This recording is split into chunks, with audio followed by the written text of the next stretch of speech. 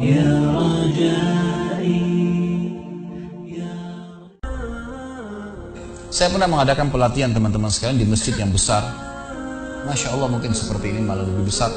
Lantai 2 juga seperti ini dan penuh. Di lantai 2 itu ada banyak ibu-ibu akhwatnya. Saya bicara masalah kematian selama 2 jam, materi lengkap. Kemudian setelah itu sebelumnya saya bilang sama panitia tolong supaya lebih hidup suasananya, siapkan kebutuhan jenazah.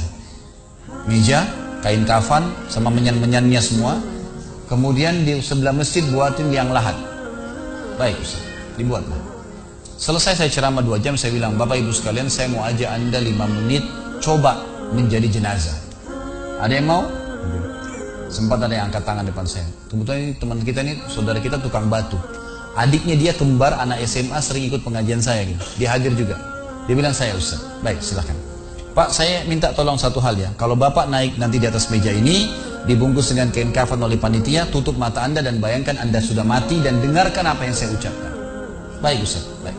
Saya juga bilang sama panitia di atas masjid waktu itu, ibu-ibu, silakan kalau ibu mau coba, panitia tolong bantu. Saya sudah pandu waktu sebelum pengajian. Ringkasnya adalah dia naik. Subhanallah, begitu dia naik, Bapak Ibu sekalian, orang ini naik di atas meja, begitu tutup matanya dan ditempelin kain kafan di pipinya. Ini kain kafan asli kita beli. Ditempel di pipinya, langsung dia nangis. Nangis dia, terisak-isak. Lalu kemudian panitia taruh tangannya di dadanya, harus dibungkus gitu kan. Lalu saya bilang, Pak, coba renungin sekarang Anda sudah mati dan hiruk-pikuk di masjid ini ada orang nangis. Kebetulan adiknya dia yang kembar ini, murid saya, duduk di sebelah kiri kanannya dan membayangkan benar kakaknya meninggal. Mereka betul-betul menangis gitu. Ada jemaah-jemaah juga yang lain pada nangis. Nah, saya bilang, hiruk-pikuk masjid ini yang sedang menangis, ada yang sedang ngobrol, ini anggap di rumah Anda pada saat Anda meninggal dunia. Dan Anda tidak bisa protes. Gak bisa bilang saya tidak mau, jangan ribut, gak bisa lagi. Udah. Panitia pun menaruh tangan kanan di atas tangan kiri, kita gak bisa protes taruh di dada. Dibungkus dengan kain kafan pun gak bisa. Baik, Pak, bayangkan semua peluang amal saleh yang semestinya Anda bisa kerjakan, sholat malam, sedekah bakti dengan orang tua, baca Quran, sholat berjamaah, yang Anda sia-siakan dan Anda menyesal kenapa tidak kerjakan sekarang. Dan bayangkan semua peluang dosa yang Anda tidak sia-siakan. Kesempatan zina, berzina, kesempatan dusta-dusta, kesempatan riba-riba, semua dikerjakan. Dan Anda tidak sempat taubat dan Allah akan hukum Anda sekarang. Itu Bapak Ibu sekalian, saya tidak karang-karang dia sampai nangis Bapak ini. Terus dia nangis. Lalu saya bilang, tolong panitia datangkan geranda jenazah. Datangkan. Baik Pak, sebentar lagi kami akan angkat badan Anda di geranda ini dan kami akan bawa Anda ke liang lahat sebelah masjid. Diangkatlah dia. Saya bilang, Pak, renungin, resapi tubuh Anda kesentuh dengan geranda ini. Gitu kan. Ditutuplah lalu dipikul. Lalu saya pandu pakai mic, saya bilang, Pak, inilah detik-detik terakhir Anda bersama kami.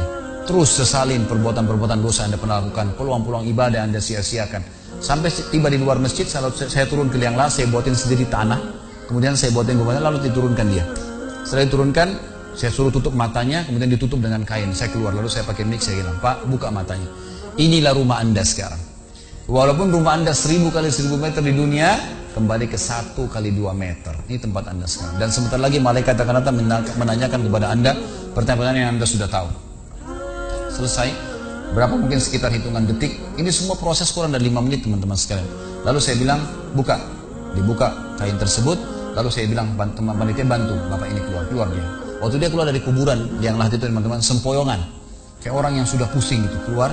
Kemudian saya bawa ke masjid. Saya pegang tangannya masuk ke masjid, duduk. Lalu saya kasih mic, Pak, tolong ceritakan pengalamannya kepada jemaah jadi jenazah 5 menit. Itu dia pegang mic, gemetaran. Ustaz, saya tobat, saya durhaka sama orang tua, saya nggak sholat, saya begini. Ini dia lupain, ada ribuan jemaah depannya nih. Dia nangis-nangis, sebutin semua kesalahannya. Semua pada banyak ikut nangis. Dia kayak orang ketakutan betul, gitu kan? Baik, selesai. Saya panggil siapa lagi yang mau coba? 2, 3, 4 orang. Rata-rata semua begitu keadaannya, gitu kan? Alhamdulillah mereka sadar seketika pada saat itu. Lalu kemudian saya bilang, penutupan, ada bahkan ibu-ibu yang coba di atas pingsan, ibu itu. Kita bukan nakut-nakutin, tapi memang saya praktekin. Lalu saya bilang begini, Bapak Ibu sekalian, sebagai penutup acara saya bilang pada saat itu, bahwasanya ini hanya praktek jadi jenazah. Tapi ini ya akan datang satu waktu Anda dibungkus kain kafan tidak bisa kembali lagi. Sekarang masih bisa kembali beramal soleh. Dan ini pernah diperingatkan oleh Hasan Basri rahimahullah. Beliau pernah ngantar jenazah diikuti oleh seseorang.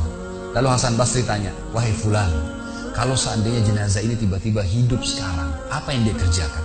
Kata orang ini, tentu dia akan sholat, dia akan puasa, dia akan ngaji, dia akan kerjakan ibadah-ibadah. Kata Hasan Basri, kenapa? Dia bilang karena dia sudah mati, dia tahu nilainya ibadah itu. Kata Hasan Basri, yang kau ucapkan benar, tapi di depan matamu ini tidak bisa hidup lagi. Kamu sekarang masih hidup, kerjakan seperti dia kalau dia hidup. Jangan tunggu itu, gitu kan?